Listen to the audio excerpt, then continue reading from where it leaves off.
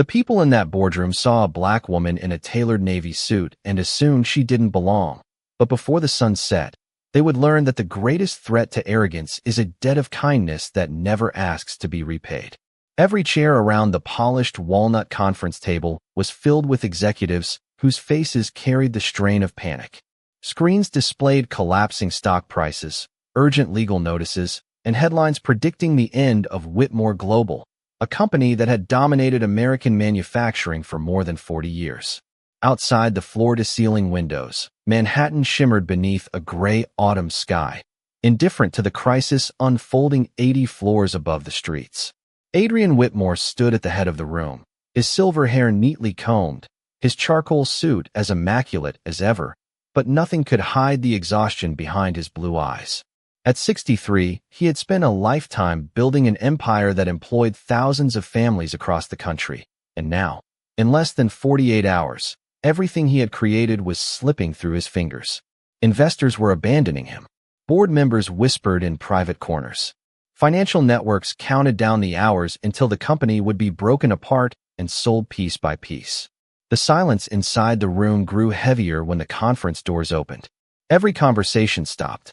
A woman stepped inside carrying nothing more than a leather portfolio and a calm expression that seemed strangely untouched by the storm surrounding everyone else.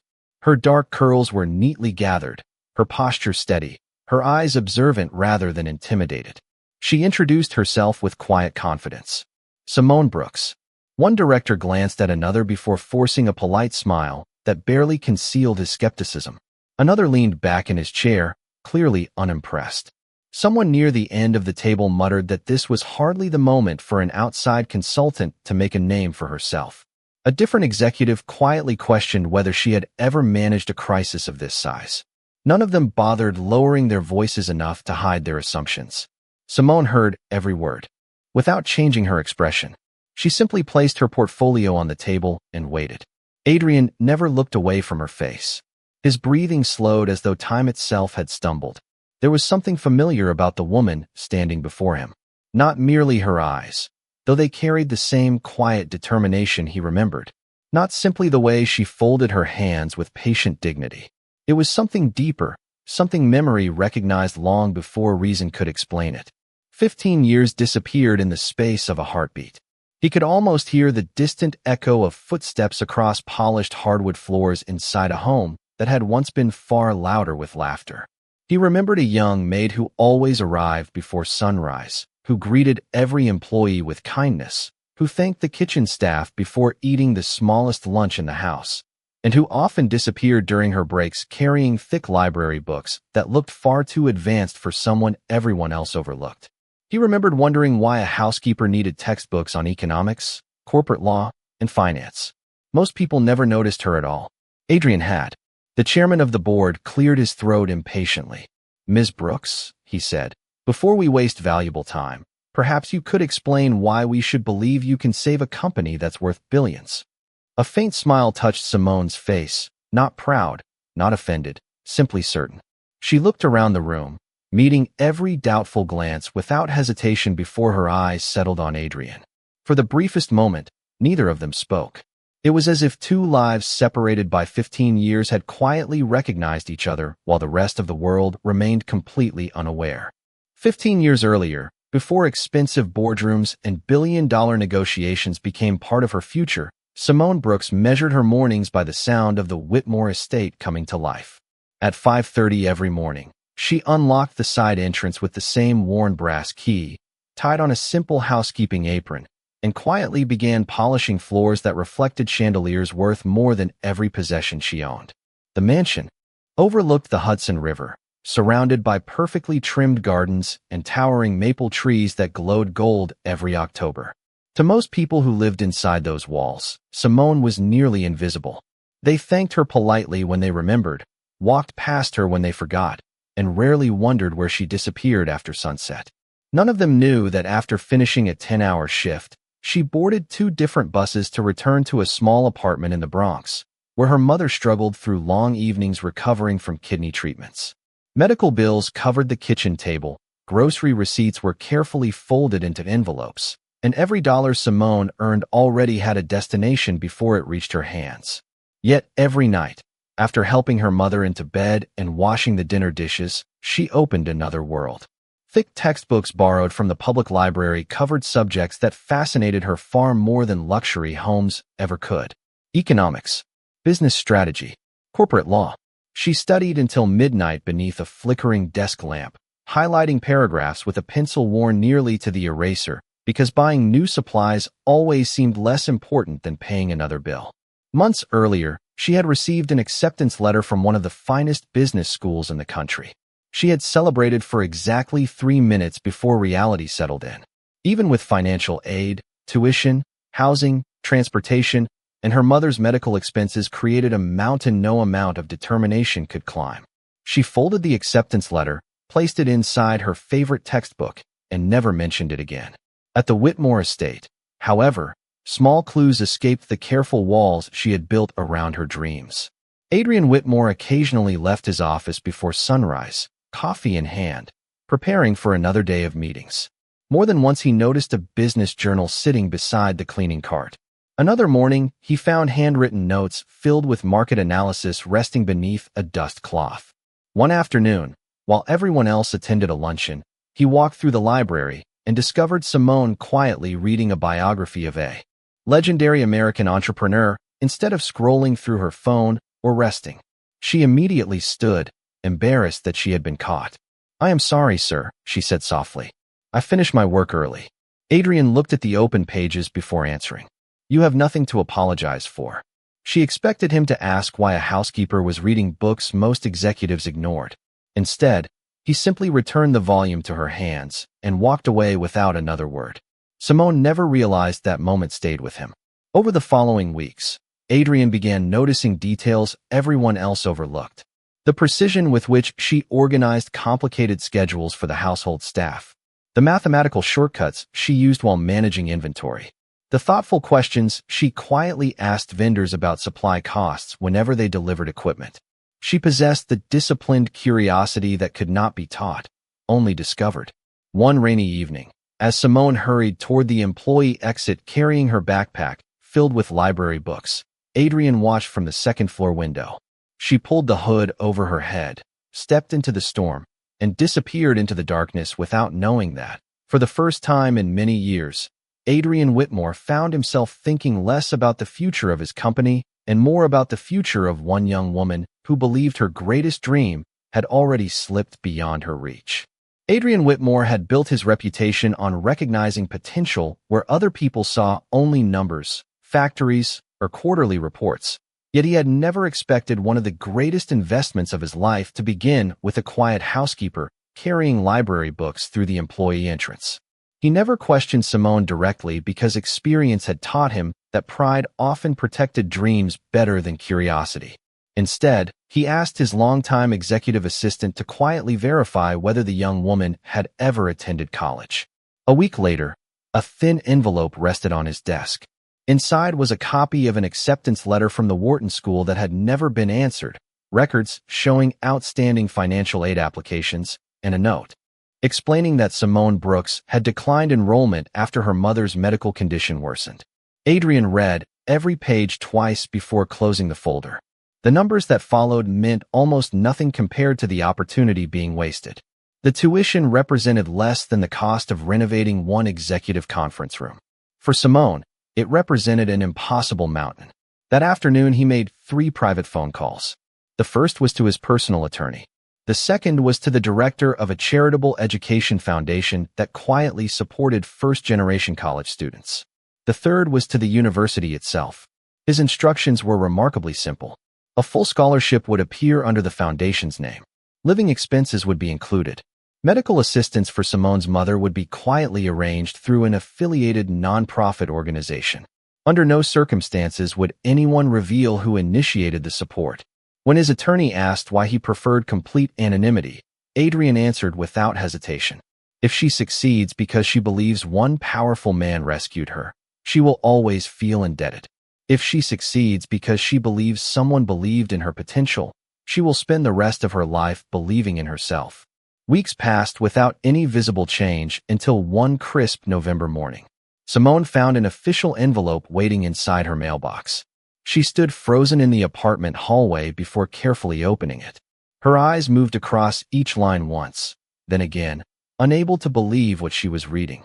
The university welcomed her with a fully funded academic scholarship that covered tuition, books, housing, and additional living expenses. Another letter explained that a partner organization had approved financial assistance for her mother's ongoing treatments.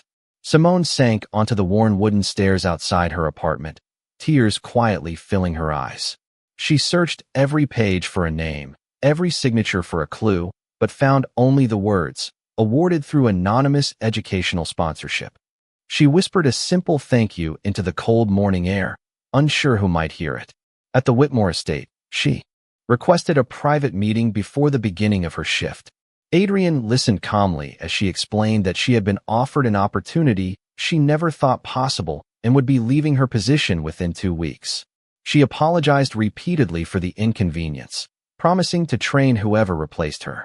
Adrian simply smiled with quiet pride. "Education is never an inconvenience," he said gently. "Go where your future is waiting." Simone thanked him for treating her with respect when many others barely noticed she existed. She left his office believing she had just said goodbye to a kind employer. Adrian remained standing beside the window long after she closed the door behind her. 2 weeks later, he watched from a distance as a city bus carried Simone toward a future she could finally reach. She never looked back because she was too busy looking ahead, and Adrian never called out because some of the greatest acts of kindness become powerful only when they ask for nothing in return. The years that followed tested Simone Brooks in ways no classroom ever could. The scholarship had opened the first door, but every step beyond it demanded discipline that no one else could provide. She attended lectures during the day, worked part-time in the university library during evenings, and spent weekends visiting her mother, whose health slowly improved with consistent treatment. While many classmates filled their schedules with networking events and football games, Simone filled notebooks with observations about leadership, ethics, and the hidden cost of short-sighted business decisions. She remembered every polished hallway she had cleaned inside the Whitmore estate, every conversation she had quietly overheard about responsibility, every employee Adrian Whitmore greeted by name regardless of their position. Without realizing it, she had received lessons long before she ever entered a business school classroom. Professors quickly noticed that Simone never searched for the easiest answer. She asked thoughtful questions that connected finance with people rather than simply profits. During case studies, she often challenged assumptions that ignored workers, families, and long-term consequences.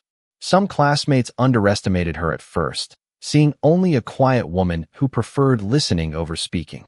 Those opinions changed the moment group projects began. Simone possessed an unusual ability to remain calm while everyone else argued.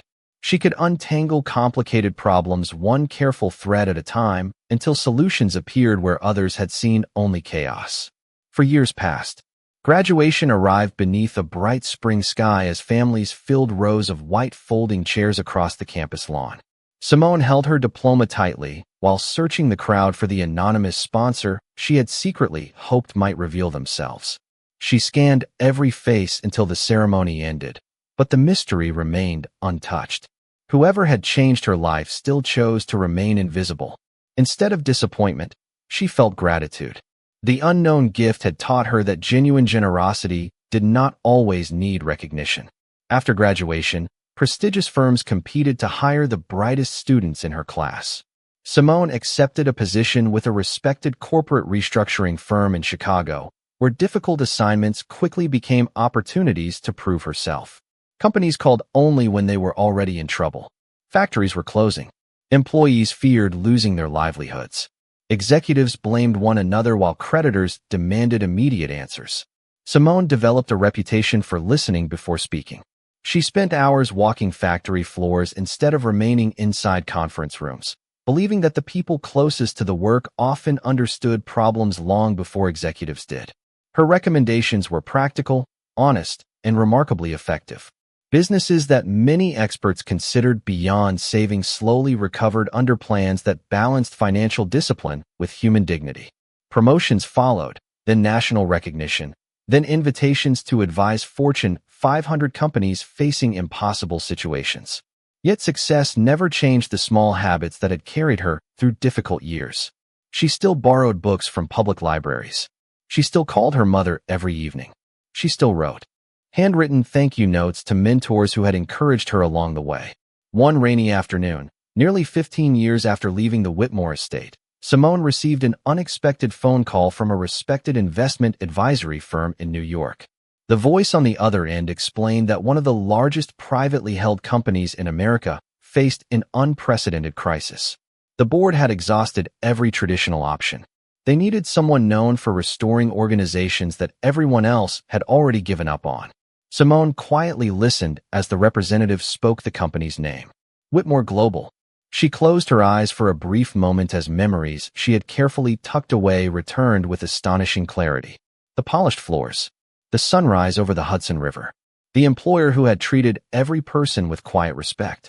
She accepted the assignment without hesitation, never imagining that the journey she began as an unnoticed housekeeper was about to bring her back to the very place where her future had silently begun. When Simone Brooks entered Whitmore Global headquarters the following Monday morning, the atmosphere felt nothing like the confident corporation she remembered from years ago. Employees spoke in hushed voices as they gathered around coffee stations. Financial news played silently across large television screens in every lobby, and security officers escorted anxious visitors through hallways that once carried an unmistakable sense of stability. Even the reception desk reflected uncertainty, with hurried phone calls replacing the warm greetings that had once defined the company's culture. Simone quietly observed every detail without introducing herself beyond the credentials already waiting in the executive system. She had learned long ago that organizations revealed their deepest problems long before anyone opened a spreadsheet. Inside the executive conference room, tension hung over the polished table like a gathering storm.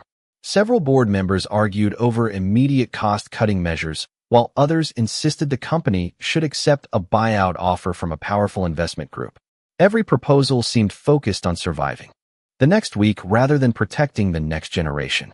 Adrian Whitmore remained silent through most of the discussion, listening carefully while his senior executives defended positions that contradicted one another. 15 years earlier, he had recognized hidden potential in one overlooked employee. Now he searched the room, hoping someone else might demonstrate the same courage and clear thinking. Instead, he found fear disguised as strategy. Simone requested access to the company's financial records before offering a single recommendation. Some executives exchanged doubtful glances, believing an outside consultant needed far more background before questioning years of internal decisions. Adrian simply nodded and instructed every department to cooperate fully. For the next several hours, Simone worked alone inside a temporary office overlooking the city skyline. She reviewed contracts, supplier agreements, audit reports, internal communications, and years of board meeting summaries. Rather than focusing only on declining revenue, she searched for patterns hidden beneath familiar numbers. Late that afternoon, she noticed something unusual. Several profitable manufacturing divisions had quietly been shifted into separate holding structures through a series of perfectly legal but unusually complicated transactions. Individually, each decision appeared reasonable. Together, they formed a pathway that could gradually separate Whitmore Global from its strongest assets without attracting immediate attention. Simone leaned back in her chair, reading the documents again, then a third time. The signatures changed from file to file, but one executive's approval appeared with remarkable consistency. Chief Financial Officer Daniel Mercer. She continued tracing the timeline until another detail caught her attention. Confidential projections presented to the board differed from the reports submitted to outside lenders. The differences were subtle enough to escape a casual review, but significant enough to influence billion-dollar decisions.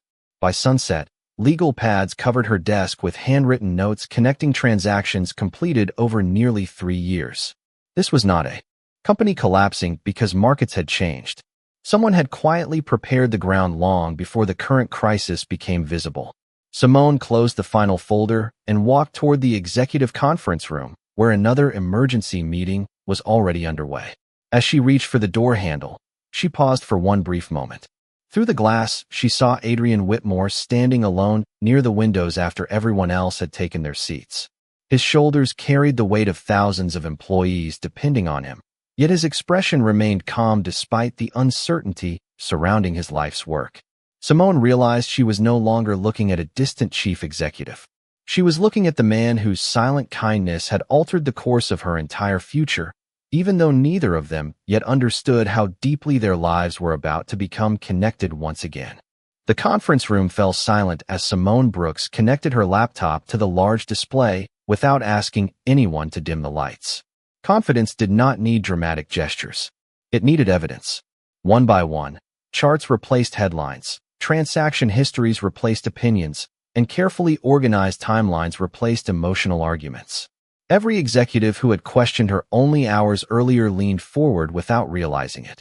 Simone did not begin with accusations. She began with facts. Whitmore Global is not failing because its products lost value, she said calmly.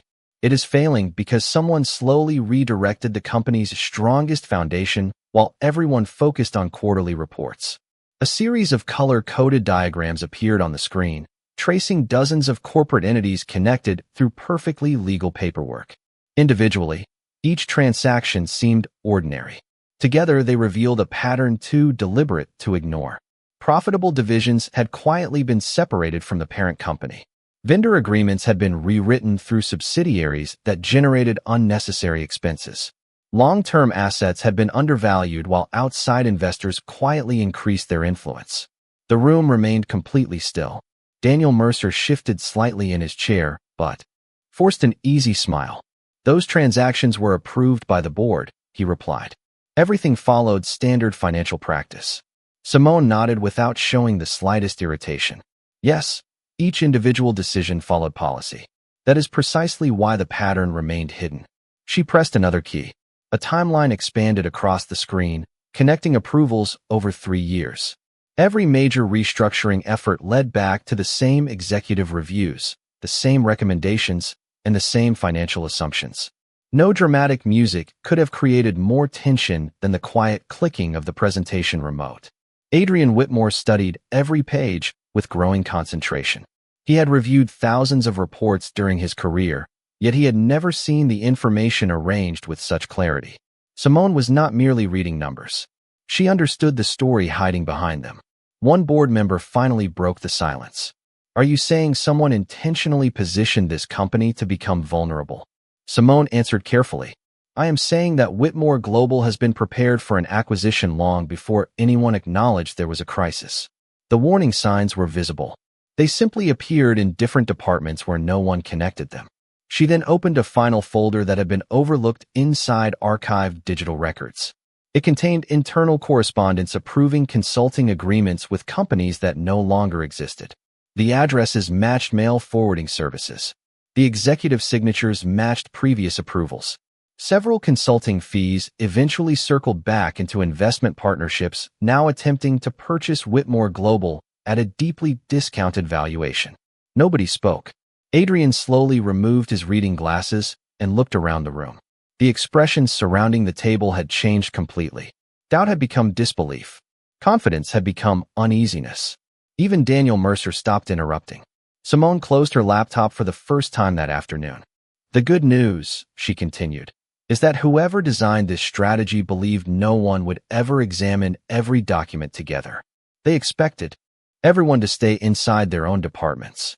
They underestimated what happens when someone follows the entire trail instead of individual footprints. Adrian felt an unexpected sense of recognition that reached far beyond the presentation itself. The calm voice, the patient reasoning, the refusal to embarrass people unnecessarily, and the quiet certainty in the face of skepticism awakened memories that had remained buried for years. He looked more closely at Simone than he had since she first entered the building. Then his eyes drifted toward the leather portfolio resting beside her chair. Tucked inside its open pocket was an old library card, faded with age. In that instant, a forgotten image returned with perfect clarity. A young housekeeper standing alone in the estate library after finishing her work, carefully turning the pages of a business book before sunrise. Adrian's heartbeat slowed as the impossible truth quietly settled into place. The remarkable consultant standing before him and the young woman who had once pushed a cleaning cart through his home were the very same person. The meeting ended without applause because the truth rarely arrived with celebration. Executives left the conference room carrying folders instead of certainty, speaking in whispers that replaced the confident opinions they had expressed only an hour earlier. For the first time in months, Adrian Whitmore remained seated after everyone else had gone. He watched Simone organize her papers with the same careful precision he remembered from years ago. She still aligned every document before closing her portfolio. She still paused for a brief second to make certain nothing had been left behind. Some habits survived success because they had been built long before success ever arrived. "Ms. Brooks," Adrian said quietly. Simone looked up. "Would you have a few minutes?" She nodded without hesitation. Once the heavy conference room doors closed, silence settled between them. Adrian walked toward the windows overlooking Manhattan before speaking again. 15 years ago, did you ever work at my home along the Hudson River?" Simone blinked in surprise. She had expected questions about contracts or financial strategy, not about a chapter of her life she believed had long been forgotten. A gentle smile appeared across her face. "Yes, I did. It was my first steady job after my mother became ill." Adrian turned slowly to face her. "I thought I recognized you the moment you walked into this building, but memory can play strange tricks." Simone laughed softly. "I suppose I look a little different without a housekeeping uniform." Adrian smiled for the first time in weeks. "You carried library books everywhere." The room became still again. Simone lowered her eyes, almost embarrassed. "I tried to hide them." "You never hid them very well," Adrian replied. "I noticed because no one else did." His words stirred memories Simone had not revisited in years. She remembered the quiet respect he always showed every employee, the mornings he thanked kitchen staff by name, the afternoons he returned books to the library shelf exactly where he had found them. In a world filled with important people, he had somehow always found time to notice those whom others overlooked. Adrian hesitated before asking the question that had quietly followed him for 15 years. "Did you ever discover who sponsored your education?" Simone slowly shook her head. "No. I searched for years. I wrote letters to the foundation. They always thanked me for my gratitude, but never revealed the donor. Eventually, I accepted that perhaps the mystery was part of the gift." Adrian walked toward an old display cabinet built into the conference room wall. Inside rested framed photographs celebrating milestones in the company's history. He opened a small drawer beneath the cabinet and removed a faded leather notebook he had carried for decades. Between its pages rested a carbon copy of a scholarship authorization signed 15 years earlier. Without saying a word, he placed the document on the table between them. Simone's eyes moved across the page until they reached the familiar signature at the bottom. Adrian Whitmore. Her breathing stopped for an instant. She looked at the signature again, then at the man standing quietly across from her. Tears gathered before she could stop them. "It was you," she whispered. Adrian answered with the same calm humility that had guided him all those years before.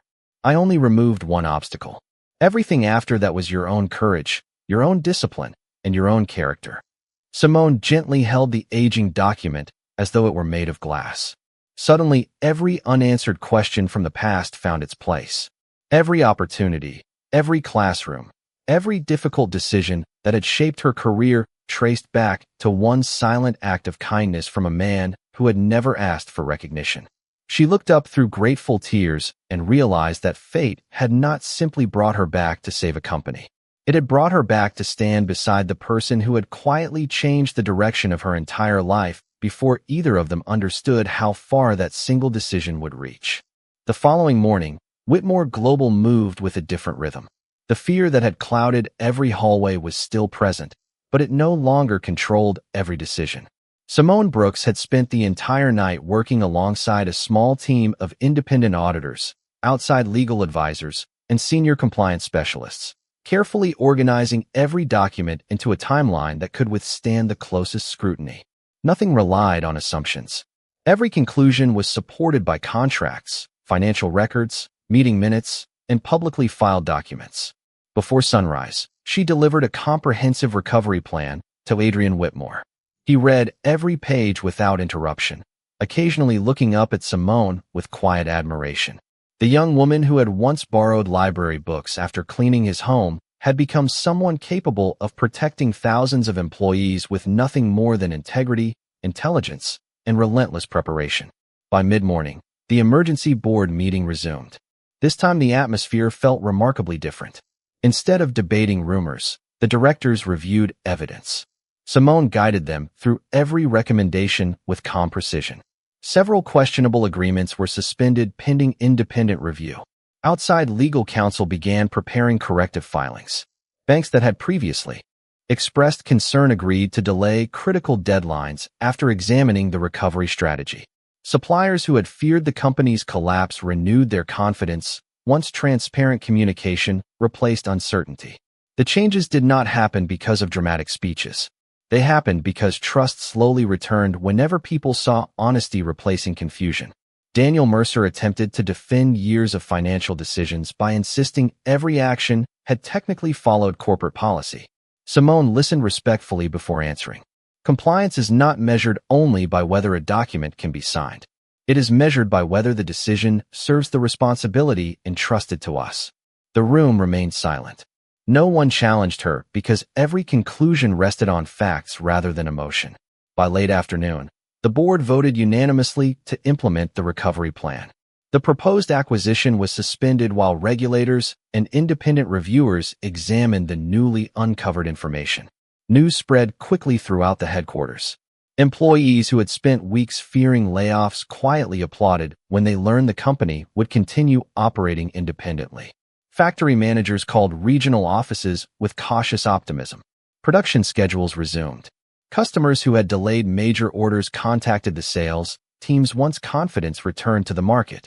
Adrian stood alone for a moment outside the executive conference room, watching employees smile at one another for the first time in months. He realized that an empire had not been rescued by extraordinary luck. It had been rescued by the character of someone the world had once overlooked. Later that evening, he found Simone standing beside the large lobby window where the lights of Manhattan reflected across the polished marble floor. "You saved this company," he said quietly. Simone gently shook her head. "No, sir. I protected an opportunity that you created 15 years ago. If you had not believed in someone everyone else overlooked, none of this would have happened." Adrian smiled with the same humility she remembered from long ago. "I only opened one door." Simone looked around the headquarters filled with people returning home to their families after a day that could have ended very differently. "And because you opened that door," she answered softly, "thousands of others are still open today." For several quiet moments, neither of them spoke. The city continued shining beyond the glass while the headquarters slowly emptied for the evening. Two lives that had once crossed for only a few ordinary mornings inside a family home had finally completed a journey neither of them could have imagined, proving that the smallest act of unseen kindness can echo across decades and reach far more people than the one who first offered it could ever hope to count. 1 week later, the headquarters of Whitmore Global felt transformed. The same lobby that had echoed with anxious whispers now welcomed employees carrying fresh confidence into a new chapter. Newspapers no longer predicted collapse. Instead, business journals praised the company's transparency, disciplined recovery, and renewed commitment to ethical leadership. Investors who had once rushed toward the exits gradually returned, encouraged not only by stronger financial projections, but by the integrity that had guided every difficult decision. Adrian Whitmore understood that balance sheets alone could never rebuild trust. Character did. On Friday afternoon, every employee gathered inside the company atrium for a simple appreciation ceremony. There were no extravagant decorations, no dramatic announcements, only hundreds of people standing together beneath the sunlight pouring through the glass ceiling. Adrian stepped onto the small stage carrying nothing except a folded piece of paper.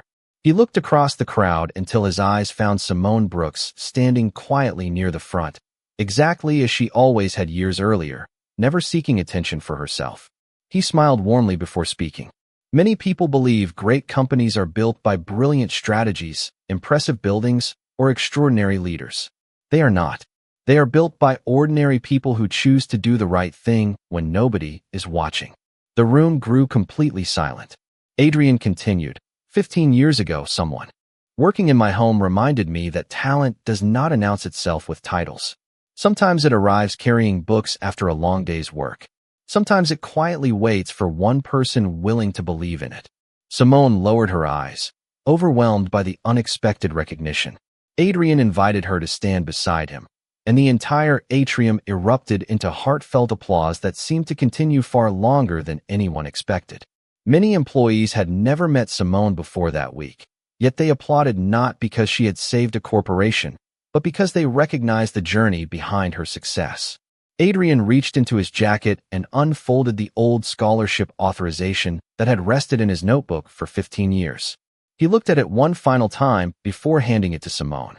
"I think this belongs to you now," he said softly. Simone accepted the paper with careful hands, smiling through grateful tears. "I spent 15 years wondering who believed in me before I believed in myself," she said. "Today I finally have my answer." She paused for a moment, looking across the crowd of employees whose futures had become connected to her own. People often ask what the best investment is. Some will say technology. Others will say real estate or financial markets. They are all important. But the greatest investment is believing in another human being before the world gives them a reason to believe in themselves. Not a single person moved. Even those who had once questioned her qualifications lowered their heads with quiet respect. After the ceremony ended, Adrian and Simone walked together toward the front entrance of the headquarters. The evening sun reflected against the glass towers surrounding them, casting long golden shadows across the sidewalk. Employees leaving for the weekend smiled as they passed, unaware they were witnessing the final chapter of a story that had begun with a young housekeeper carrying library books through a side door. Adrian looked at Simone and said with gentle sincerity, "I thought I helped send one young woman to college." Simone smiled back and answered, "You did much more than that. You reminded one young woman that dignity can change a life, and because of that, thousands of families still have a place to come to work on Monday morning." They stood together in comfortable silence as the city moved around them, neither thinking about wealth nor titles nor recognition anymore. They thought only about a single decision made without expectation of reward, a quiet act of kindness that traveled across 15 years before returning home. And on that ordinary evening, everyone who knew their story understood something far greater than business success. The strongest empires are never built by power alone. They endure because someone chooses compassion when no one else is looking, and that day, the world remembered what dignity looks like.